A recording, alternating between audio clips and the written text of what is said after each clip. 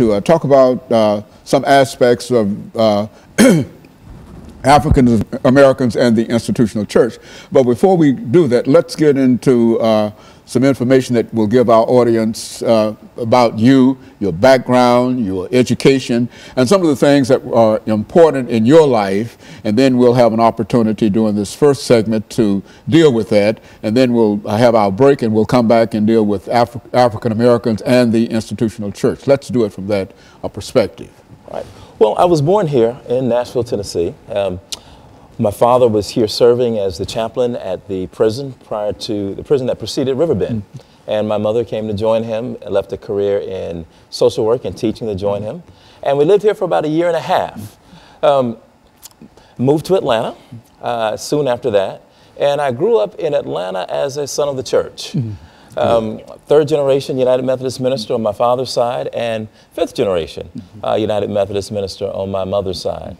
And I grew up in those kinds of churches where each and every day God was made relevant to the issues that we faced, the challenges that people faced, particularly black churches and those black congregations that cared about the world that we had to deal with. And so you didn't have to wonder whether God was real, and you didn't have to wonder whether the love of God was real. You felt it inside those caring communities. And so those are the kind of churches that shaped me. And in that regard, I became a son of the church, a deep love for the church, particularly the black church. I grew up in Atlanta, went on to go to Emory University, where I studied English literature and African American studies, double major.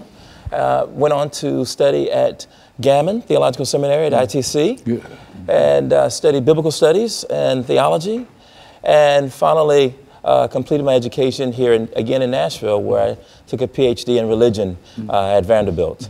Along the way, I met some, and I was shaped by some significant faculty members, professors like Dr. Charles Cofer, who is considered the father of African American biblical studies, and Randall Bailey, who taught me, was my first Old Testament teacher at ITC. And here, my advisor was Dr. Renita Weems, who directed my dissertation. Dr. Cofer taught me the importance of cultural context in the Bible, look particularly at African context and finding not only myself, but my community in the text. And Randall Bailey taught us how to think critically about the problems we faced and how those problems were made relevant in our own interpretations. And finally, Dr. Renita Weems really took me and honed me and made me a scholar.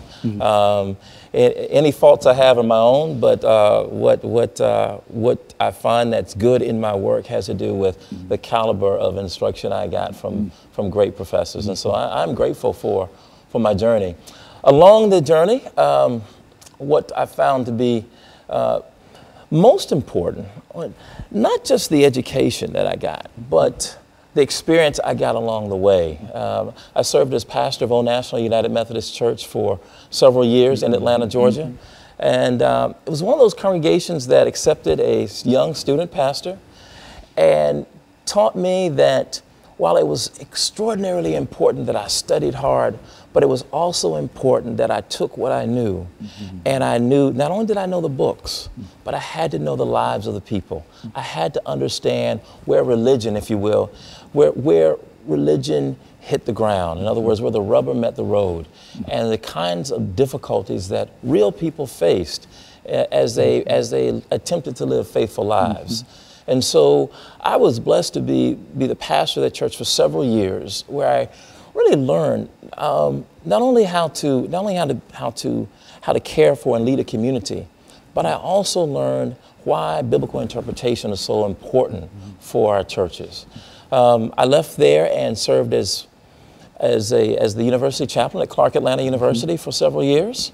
And there I met some of the brightest and most inquisitive students who really pushed me to think not only outside of my education, but also to think outside of the confines of regular churches. Very good. And of course, what we're going to, excuse me, Doctor, what we're going to do is to take our first commercial break, and then we'll come back and complete some of the information that you're giving us now. And we'll be back with our audience following this very, very short commercial break.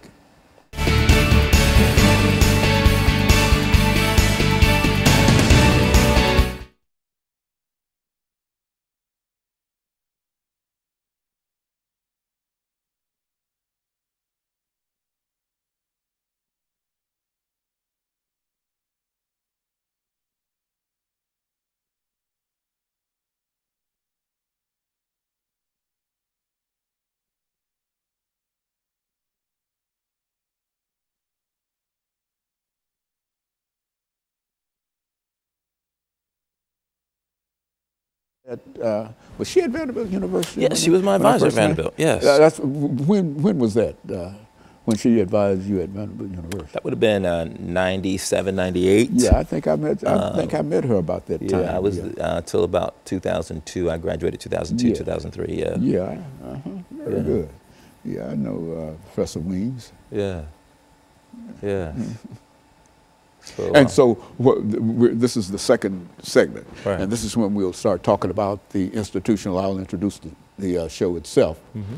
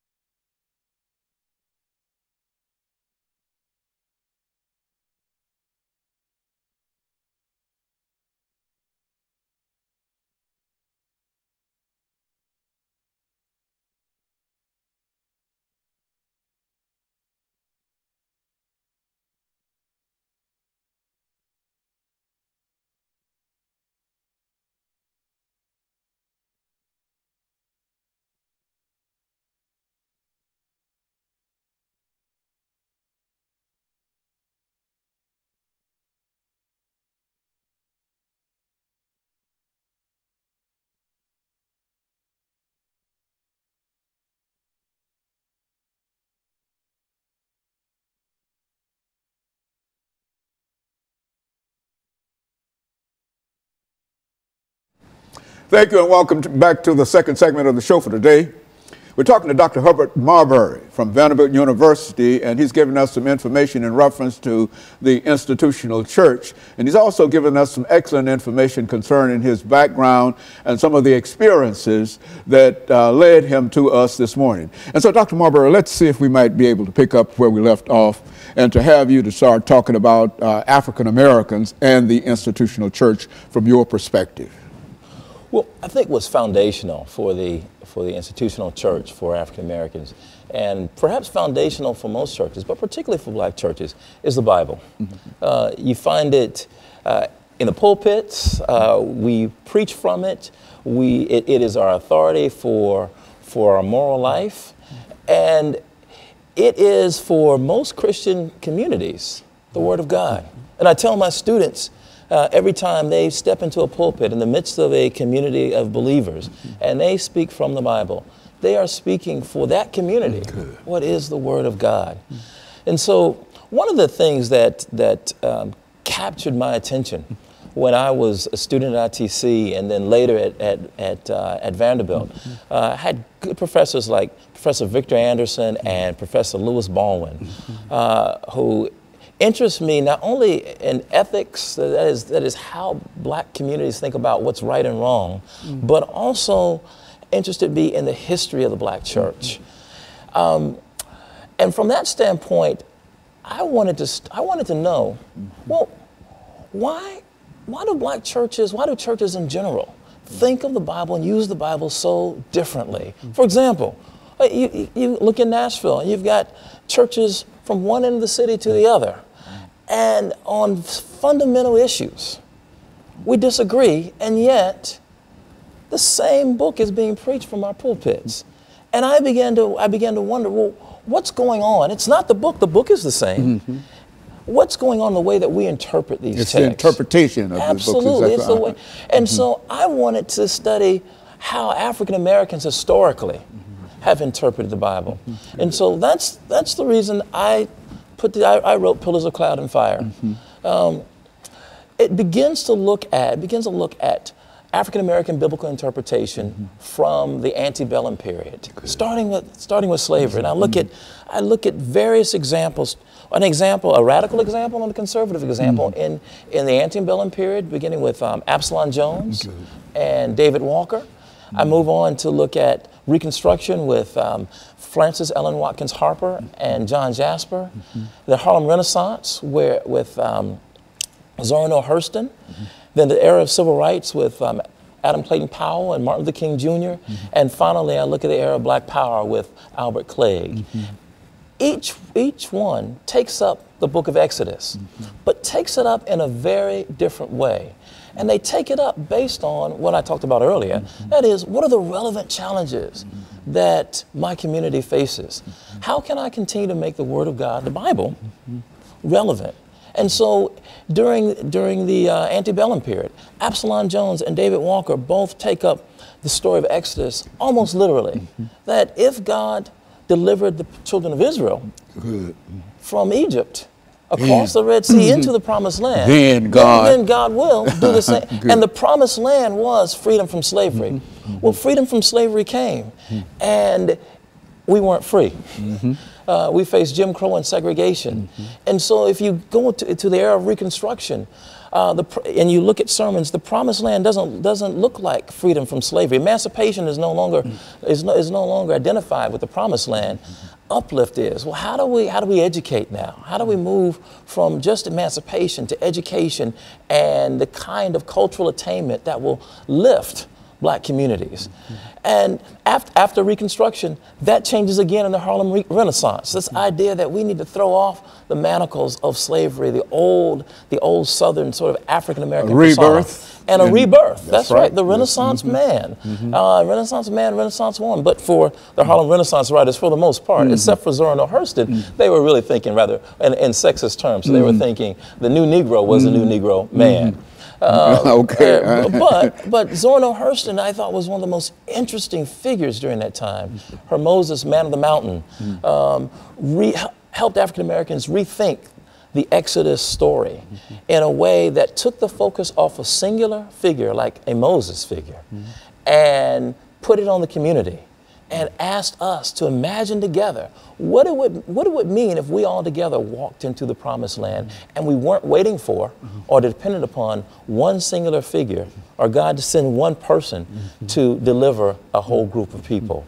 And then I go on to look at the era of civil rights with Adam Clayton Powell and Martin Luther King Jr., who understood the Exodus story in the Promised Land as being included as full citizens, that we would certainly enjoy, as Dr. Martin Luther King would say, the blessings of liberty. And if you look at his speeches, he takes the rhetoric from the Constitution and the Declaration of Independence, the kind of rhetoric that founded our nation, and he connects it to the Exodus story. And freedom means becoming a full citizen.